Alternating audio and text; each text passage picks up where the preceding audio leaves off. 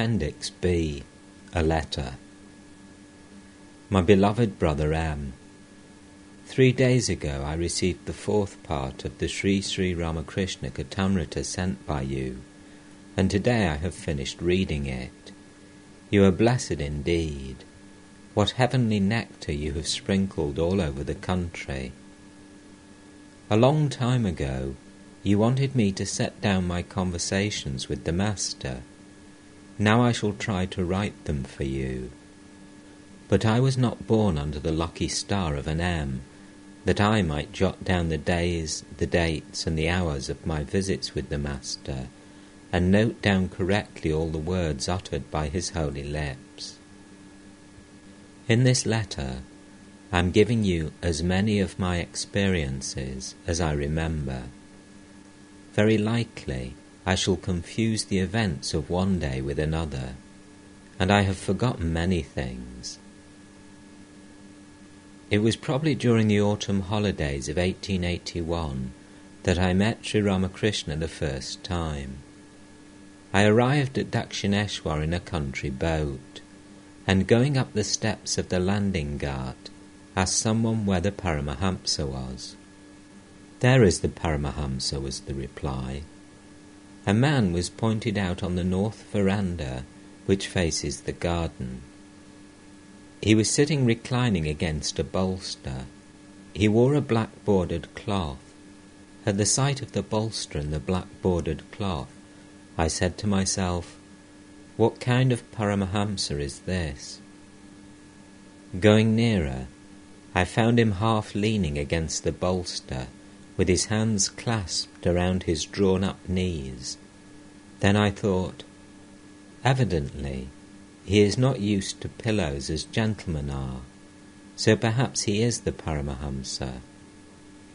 At his right, very near the pillow, sat a gentleman whose name I came to know was Rajendra Lal Mitra, later an assistant secretary to the government of Bengal. A little farther off sat some others. After a few moments, the Master said to Rajendra Babu, "See whether Keshab is coming." Evidently Keshab Sen was expected that day. Someone walked away a few steps, and coming back said, "No, he isn't."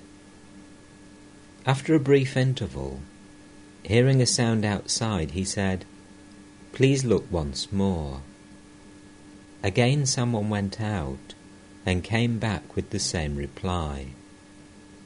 Then Sri Ramakrishna laughed and said, quoting a popular saying, "The leaves rustle outside, and Radha says, 'Oh, here comes my sweetheart.'" Continuing, he said, "You see, Keshab always tantalizes me like this. It is his way." At dusk, Keshab came with his party. Keshab bowed low before the Master, touching the ground with his forehead.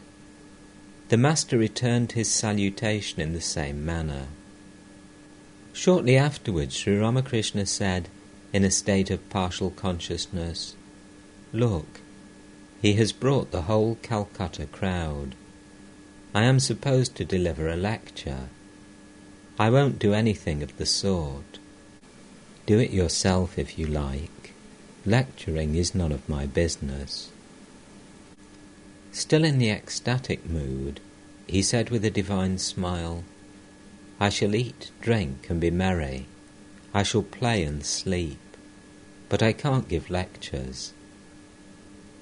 As Keshab Babu watched him, he became overpowered with divine emotion. Every now and then he said, "Ah me, ah me." I too watched the Master and said to myself, "Can this be pretense?" I had never seen anything like it before, and you know how deep my faith is. Coming back from Samadhi, the Master said to Keshab, "Keshab, once I went to your temple. In the course of your preaching I heard you say, 'We shall dive into the river of devotion, and go straight to the ocean of Satchidananda.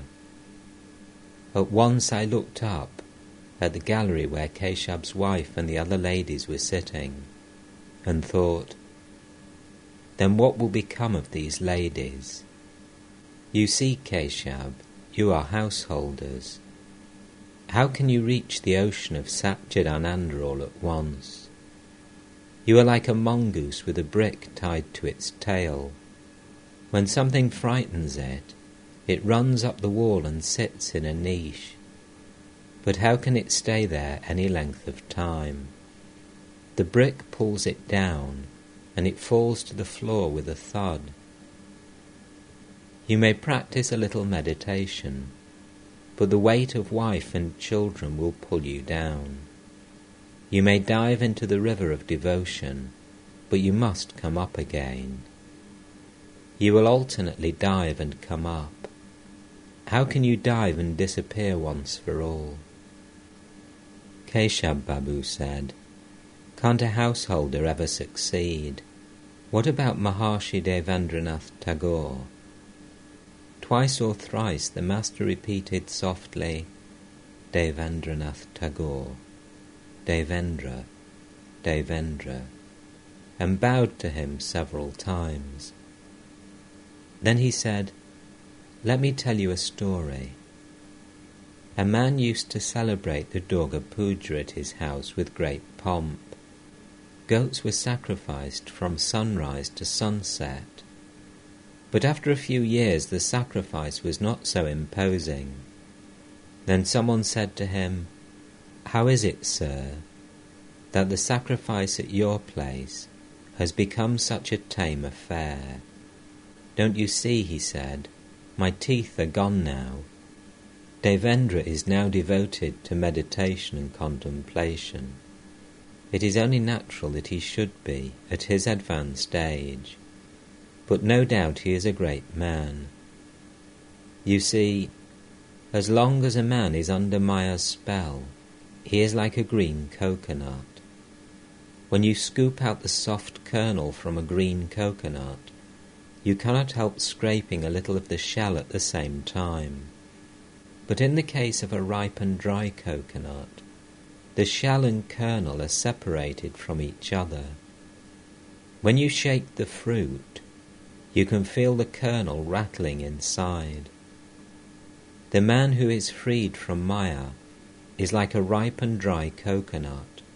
He feels the soul to be separated from the body. They are no longer connected with each other. It is the I that creates all the trouble. Won't this wretched ego ever leave a person? You see a peepal tree growing from the rubbish of a tumble-down house. You cut it down today, but tomorrow you find a new sprout shooting up. It is the same with the ego. You may wash 7 times a cup that onions have been kept in, but the wretched smell never leaves it. In the course of the conversation he said to Keshab, well, Keshab, I understand that your Calcutta Babus say that God does not exist. Is that true? A Calcutta Babu wants to climb the stairs.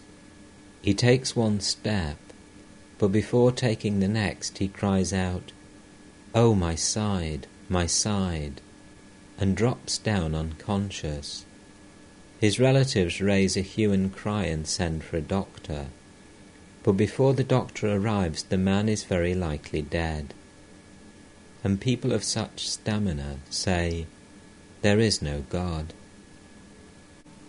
After an hour or so, the kirtan began. What I saw then, I shall never forget either in this life or in the lives to come. Everybody danced, Keshab included. The master was in the centre. All danced around him in a circle. During the dancing, Sri Ramakrishna suddenly stood motionless, transfixed in samadhi. A long time passed this way. After hearing his words and seeing all this, I said to myself, yes, a Paramahamsa indeed. Another day, probably in 1883, I visited the Master with a few young men from Srirampur. Looking at them, he asked, "Why have they come here?" Myself, "To see you." Master, "What's there to see in me? Why don't they look at the buildings and temples?" Myself, "Sir, they haven't come to see those things. They have come to see you." Master, "Ah, then they must be flints. There is fire in them. You may keep a flint under water 1,000 years, but the moment you strike it, sparks come out. They must be of that type, but it will be useless to try to strike fire out of me." At this last remark we all laughed. I do not recall now what other things he said to us that day, but it seems to me he told us about the renunciation of woman and gold and the impossibility of getting rid of the ego. I visited him another day. When I bowed down to him and took a seat, he said, "Can you bring me some of that stuff? A little sour, a little sweet, that begins to fizz when you push down the cork." Myself, "Lemonade." Master, "Why don't you bring a bottle for me?" I think I brought him a bottle. So far as I remember, I was alone with him that day. I asked him a few questions.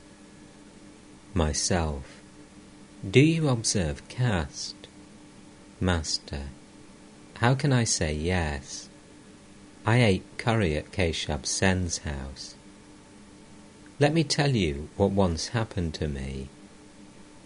A man with a long beard brought some ice here, but I didn't feel like eating it. A little later, someone brought me a piece of ice from the same man, and I ate it with great relish. You see, caste restrictions fall away of themselves. As coconut and palm trees grow up, the branches drop off of themselves.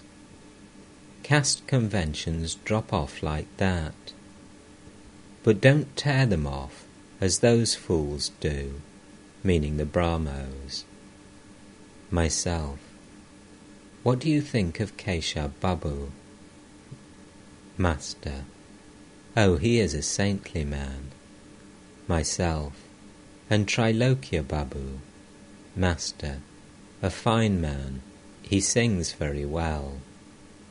Myself, "Shivanath Babu?" Master, "A very good man, but he argues." Myself, "What is the difference between a Hindu and a Brahmo?" Master, "There is not much difference. In the serenade we have here, one flautist plays a single note right along, while another plays various melodies. The Brahmos play one note, as it were. They hold to the formless aspect of God. But the Hindus bring out different melodies. That is to say, they enjoy God in his various aspects. The formless deity and God with form may be likened to water and ice. The water freezes into ice. The ice melts into water through the heat of jnana. Water takes the form of ice through the cooling influence of bhakti. The reality is one. People give it various names. Take the case of a lake with 4 landing ghats on its 4 banks. People who draw water at one ghat call it jal, and those who draw it at a second ghat call it pani. At the 3rd ghat they call it water, and at the 4th, aqua, but it is one and the same thing, water. I told the Master that I had met Achalananda Tirthavaduta of Barisal. Master: Isn't that Ramkumar of Kotrang? Myself: Yes, sir. Master: How did you like him? Myself: Very much. Master: Well, whom do you like better, him or me? Myself: Oh, can there be any comparison between you two? He is a scholar, an erudite person, but are you one? Sri Ramakrishna was a little puzzled at my reply and became silent. A moment later I said, He may be a scholar, but you are full of fun. There is great fun in your company. At this the master laughed and said, Well said, right you are. He asked me, Have you seen my Panchavati? Myself: Yes, sir. He told me a little of what he had practiced there, his various religious austerities. He also told me about Nangtar.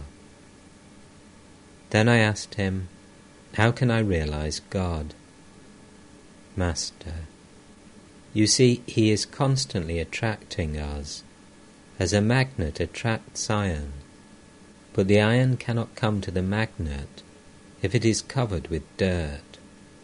When the dirt is washed away, the iron is instantly drawn to the magnet. Weep for God, and the tears will wash away the dirt from your mind.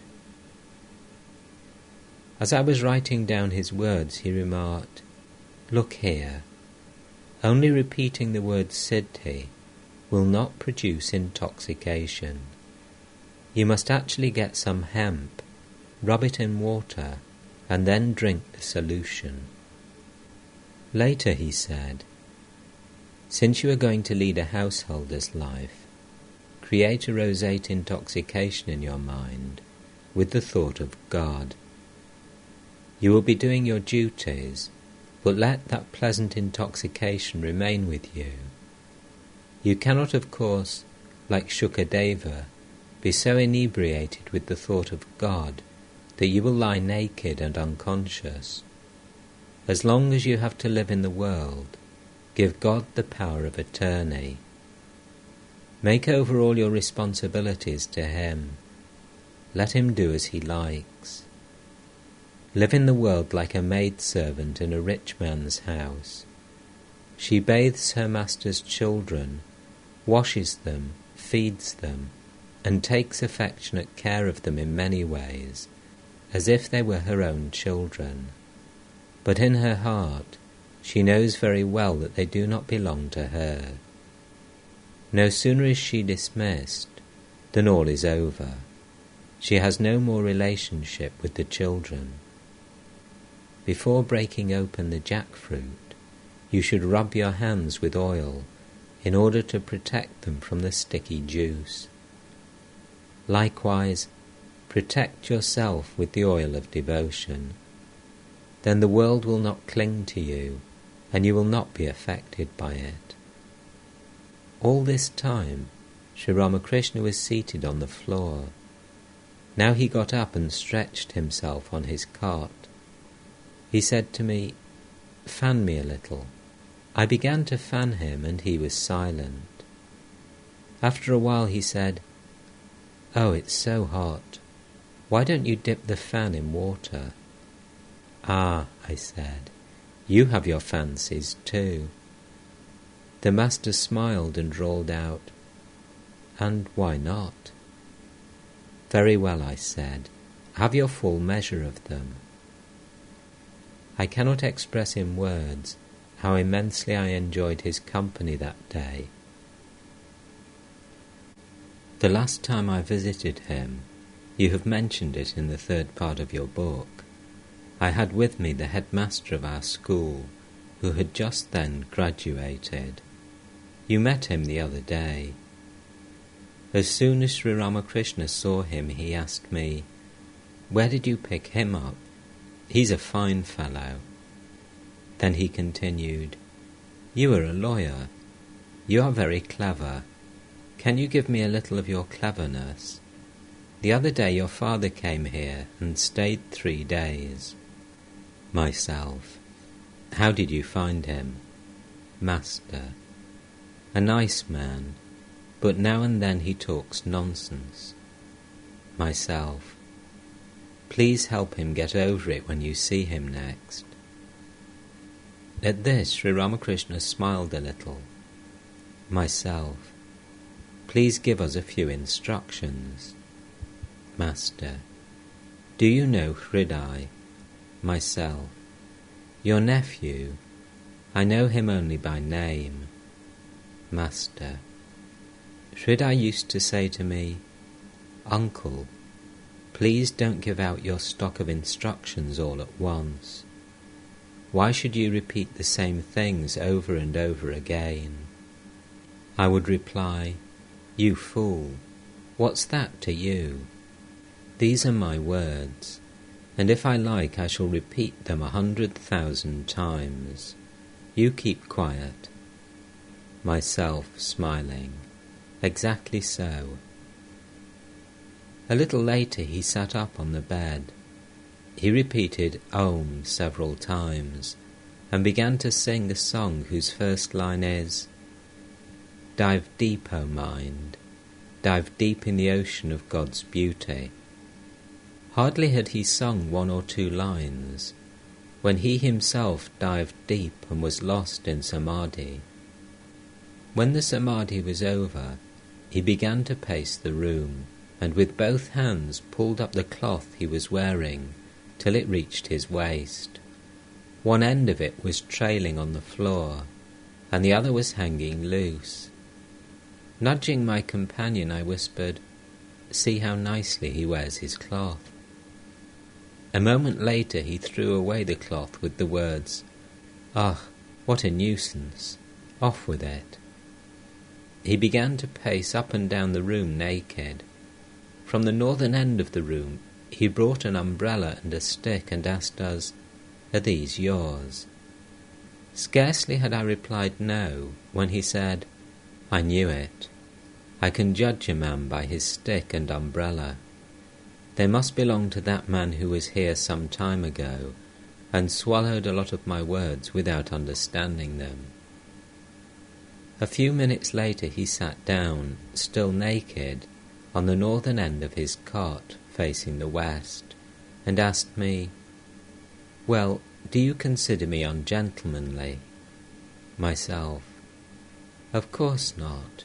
You are a perfect gentleman. But why do you ask me that? Master. You see, Shivanath and the others don't think that I'm a gentleman.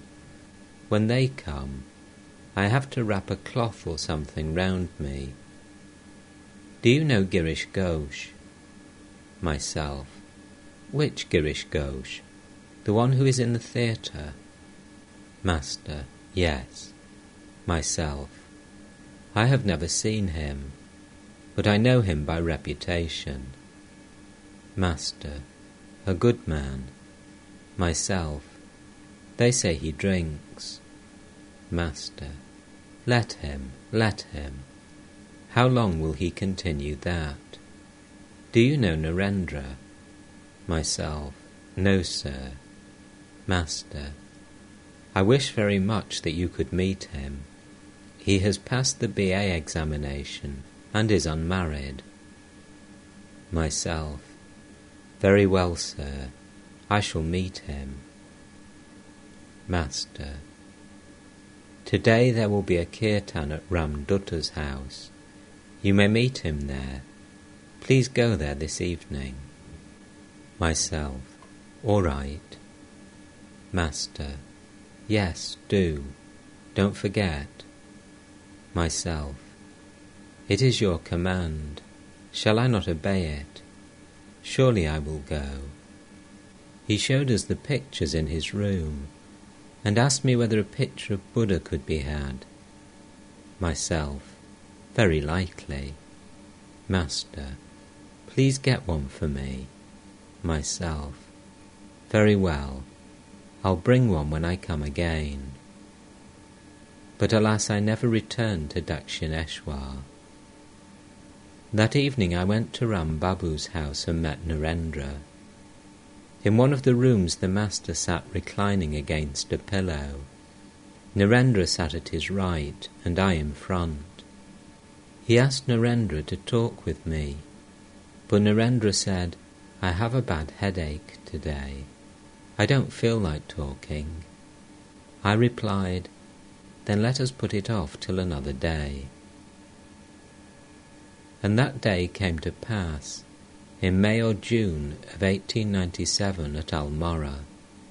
The will of the Master had to be fulfilled, and it was fulfilled after 12 years. Ah, how happily I spent those few days with Swami Vivekananda at Almora, sometimes at his house, sometimes at mine, and one day on the top of a hill with nobody accompanying us. I never met him after that. It was as if to fulfill the Master's wish that we saw each other at Almora.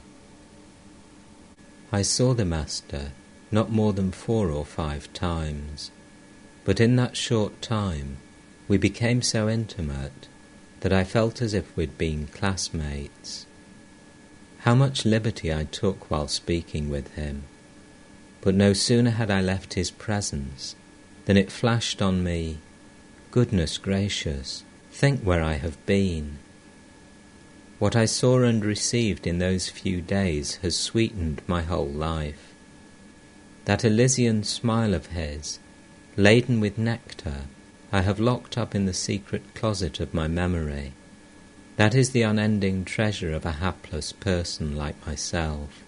A thrill of joy passes through my heart when I think how a grain of the bliss shed from that laughter has been sweetening the lives of millions, even in distant America. If that be my case, you may very well understand how lucky you are